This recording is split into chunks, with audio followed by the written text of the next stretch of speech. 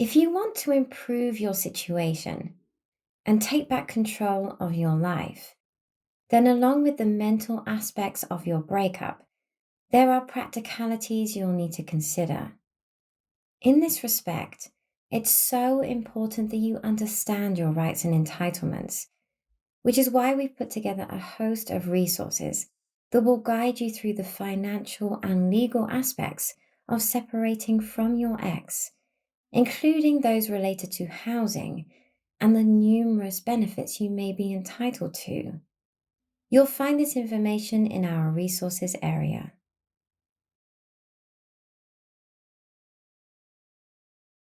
This is something you should consider when looking into your rights and entitlements.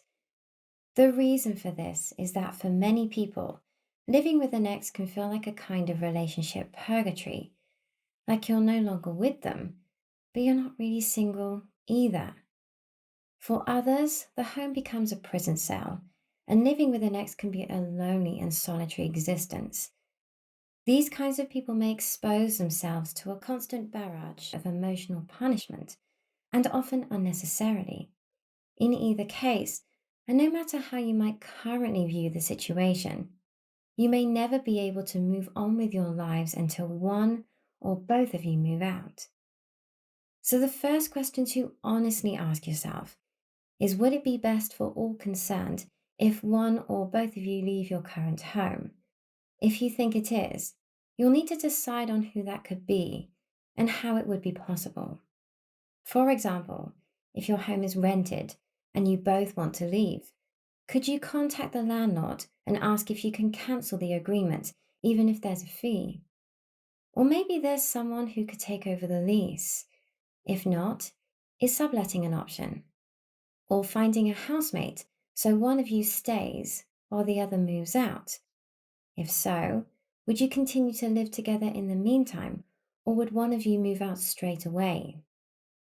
Failing all that, what about pooling your resources so one of you can move out and calling it a loan, or applying for a loan from the bank? Alternatively, if you bought the home you live in, you'll need to decide if you'll keep it or sell it. If you'll keep it, you'll need to think about who has the right to stay there and if one or both of you will stay. Plus, if it is just one of you that stays, how will the other be compensated? If you'll sell the house, you'll need to decide if either of you will continue living there in the meantime. And if neither of you will stay, or you'll be the one moving out, you'll have to think about where you're going to stay, be it friends, family, or rented accommodation. Whatever your options, it's important you consider the financial and emotional implications before you make your decisions. You should also bear in mind that if only one name is on the mortgage or the rental agreement, then under normal circumstances, that person will bear the financial responsibility and have the final say on who can stay in the home. There are, however, rules which need to be followed, and included in these is allowing the other person a fair and sufficient amount of time to find themselves somewhere new.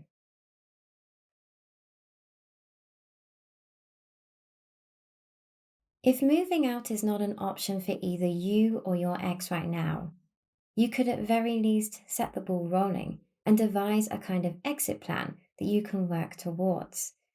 And this might involve a little sacrifice, like cutting back on the non essentials in an effort to get away sooner.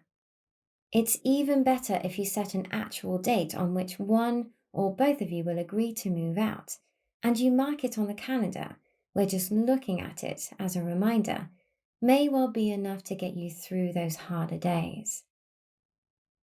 You should also be aware, however, that while living with an ex is a horrible experience for some people, for others, it allows for a gradual tapering of the old relationship and a smooth transition into the kind of friendship that may have been better in the first place.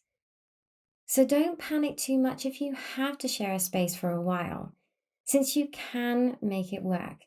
And if you follow the advice in this post, you'll take a big step towards that. On the other hand, if you are getting on with your ex, it can be easy to stay because it's convenient or comfortable. It can be equally easy to stay because you're too proud, lazy, or fearful to move on, or because you like the fact that if you're still living together, you're not entirely apart, and you hope with all your heart that living together will lead once more to being together. These kinds of motives, and many others that cause you to stay there for any other reason than necessity, will not only stop you from moving on with your life, but from building the better life and the better you that you deserve. The most important thing to remember here is that for most people, moving out means moving onward, forward, and upward. This is especially true if staying with your ex for even the smallest amount of unnecessary time will be damaging to your physical and or emotional well-being.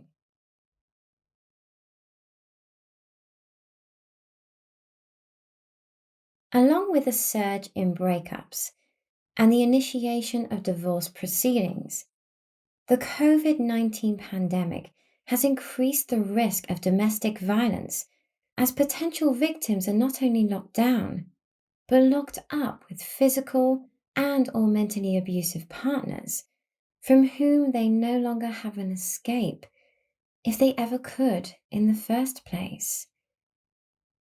If you find yourself in this situation, you should know that professional help is readily and quickly available, and you'll find direction to such help in the resources area of our website. You should additionally look for a post that we've titled Are or Were You in an Abusive Relationship, which talks about the kinds of emotional abuse that might not leave the visible scars of physical abuse, but can be equally damaging.